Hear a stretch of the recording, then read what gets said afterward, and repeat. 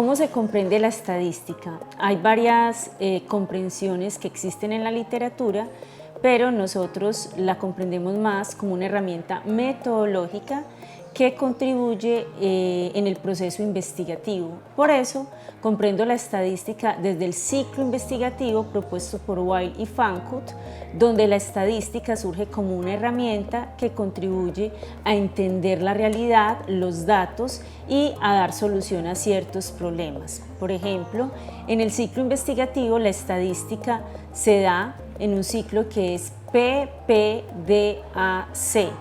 El problema o la pregunta de investigación surge en primer lugar, en segundo lugar, el plan para la recolección de los datos, en tercer lugar, los datos, esa recolección de datos si es de fuente primaria, secundaria, ese plan para la consecución, el análisis de los datos y finalmente la conclusión e interpretación de esos análisis.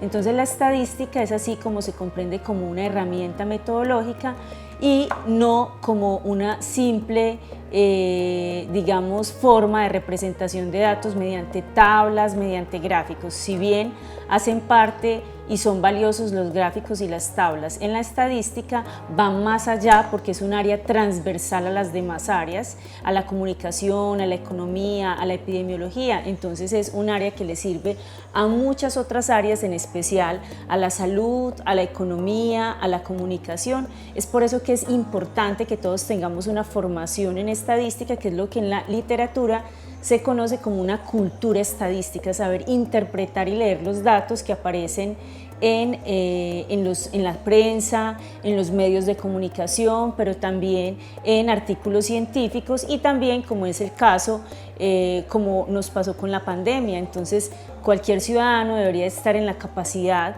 de entender esta información estadística que se nos presenta.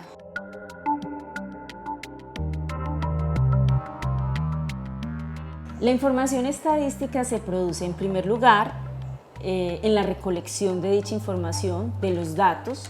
Nosotros en sí mismos somos parte de un dato, somos parte de los datos, somos parte de unas estadísticas locales, regionales, nacionales, las tasas de mortalidad, de natalidad, los contagios de cierta enfermedad y somos parte, digamos, de una población. Es por eso que la información estadística se recoge a partir de fuentes primarias y secundarias.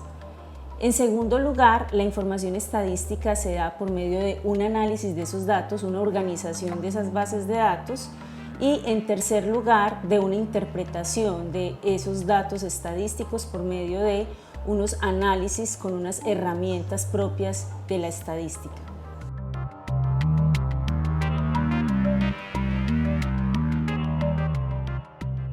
Las fuentes de información que presentan datos estadísticos pueden ser primarias o secundarias. Las fuentes primarias es cuando el investigador toma los datos, hace un diseño muestral, hace una recogida de datos con un instrumento o unas mediciones. Las fuentes secundarias son, por ejemplo, el DANE, donde encontramos registros de mortalidad, de natalidad, y también registros de cáncer también puede ser, o en el caso de accidentes de tránsito o incidentes viales, los registros que hay en la Secretaría de Tránsito. Si estamos interesados en asuntos de violencia intrafamiliar, los podemos encontrar en la Secretaría, digamos, de la Mujer, también si es violencia física contra la mujer, o podemos encontrarlos en medicina legal. Entonces, las fuentes de información son fuentes confiables, locales, nacionales o internacionales, dependiendo del alcance del estudio.